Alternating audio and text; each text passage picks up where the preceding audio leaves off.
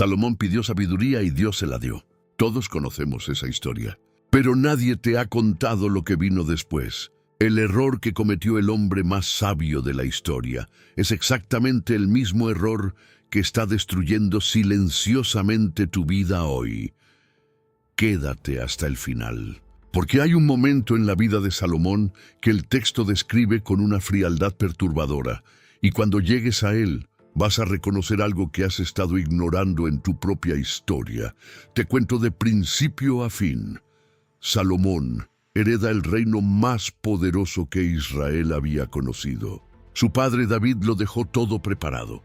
Los recursos, los aliados, el templo diseñado. Salomón solo tiene que construirlo, y lo hace, con una precisión arquitectónica que deja sin palabras a los que lo visitan. La reina de Saba viaja desde el fin del mundo conocido solo para ver con sus propios ojos lo que le habían contado.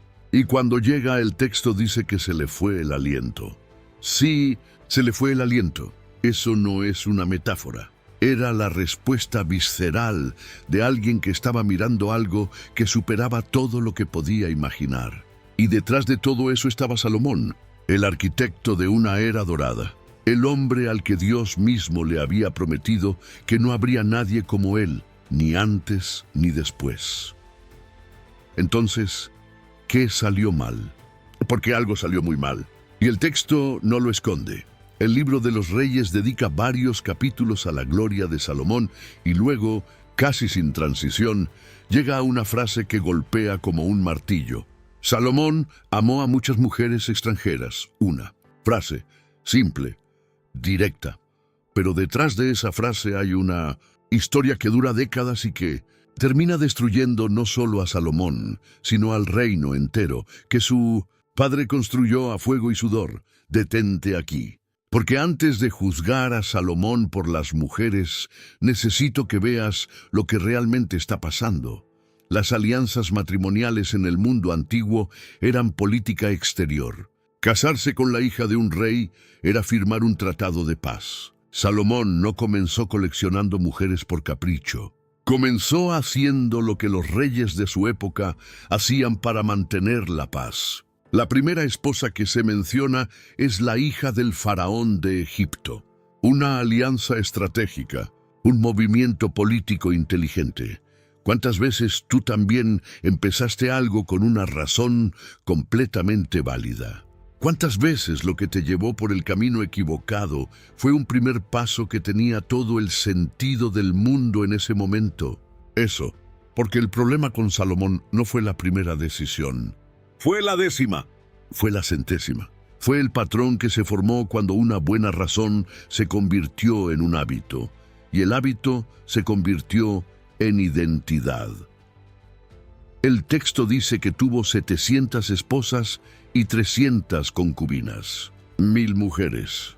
Ese número no es un dato estadístico. Es la imagen de un hombre que perdió completamente el sentido del límite. Un hombre que empezó construyendo el templo de Dios y terminó construyendo templos para los dioses de sus mujeres. Y ahí está el error, no el error moral. El error de raíz. Salomón tenía sabiduría, tenía la capacidad de discernir entre lo correcto y lo incorrecto, entre lo permanente y lo temporal.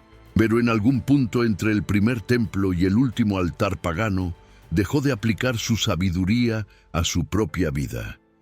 Piensa en eso por un segundo. El hombre que escribió los proverbios. El hombre que le dijo al mundo que el principio de la sabiduría es el temor de Dios. El hombre que advirtió a otros sobre las mujeres que alejan el corazón. Ese mismo hombre cayó exactamente en la trampa que describió.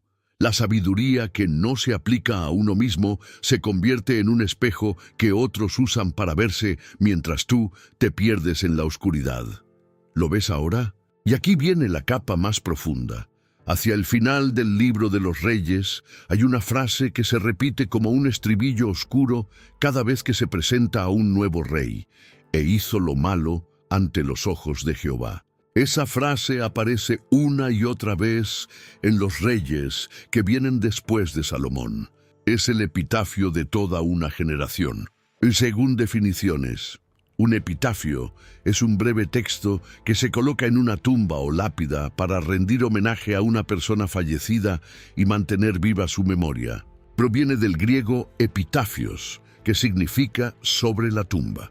Generalmente resume aspectos importantes de su vida, sus logros o el cariño que dejó en los demás, y puede incluir datos personales, mensajes espirituales o frases significativas. Pero esa generación aprendió de alguien. Esos reyes crecieron en un reino donde el hombre más sabio del mundo había normalizado el compromiso, donde la adoración a dioses extranjeros se había vuelto parte del paisaje cultural, donde los límites que Dios había trazado eran tratados como sugerencias más que como fundamentos.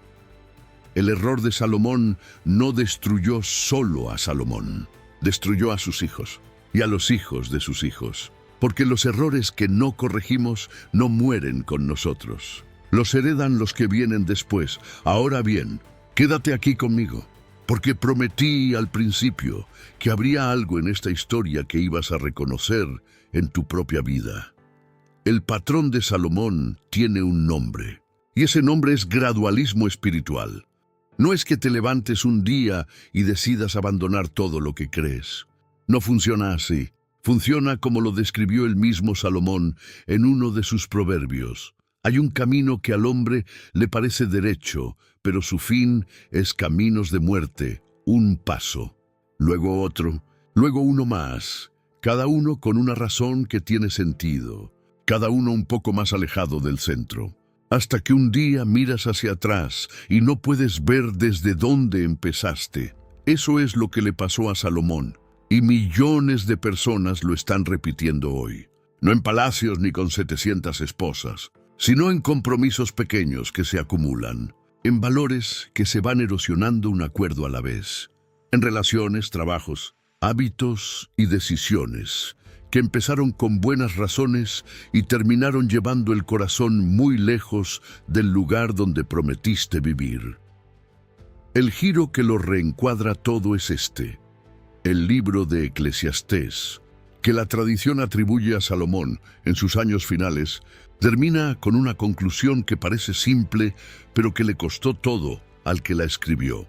El fin de todo el discurso es este: teme a Dios y guarda sus mandamientos, porque esto es el todo del hombre. Eso es todo, después de 1000 mujeres, después de proyectos que dejaron sin aliento a los visitantes, después de riquezas que nadie antes ni después igualaría. Después de todo el esplendor de una era dorada, el hombre más sabio de la historia llegó a la conclusión de que lo único que importaba era lo primero, que le habían enseñado. Lo que olvidó en el camino era exactamente lo que necesitaba recordar. El error no fue que Salomón fue malo desde el principio. El error fue que era tan capaz, tan brillante, tan exitoso, que en algún punto empezó a creer que podía manejar las excepciones, que podía mantener el equilibrio con sus propias fuerzas, que la sabiduría que tenía lo protegería de los efectos de sus propias decisiones. La inteligencia no te protege de tu propia soberbia, solo la humildad lo hace. Tal vez tú estás en un punto del camino donde has dado algunos de esos pasos hacia los costados, donde has hecho algunos compromisos que en su momento tenían sentido, pero que hoy, en la quietud, sabes que te alejaron de algo esencial, donde la versión de ti mismo que más te importa ha ido quedando atrás poco a poco. No estás destruido. Salomón tampoco lo estaba cuando Dios le habló por segunda vez y le advirtió lo que vendría. La advertencia llegó antes del colapso total. Hay espacio todavía.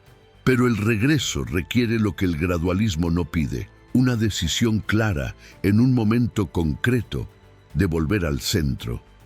Lo que estás viviendo no es el castigo que crees que es la advertencia que todavía llega a tiempo.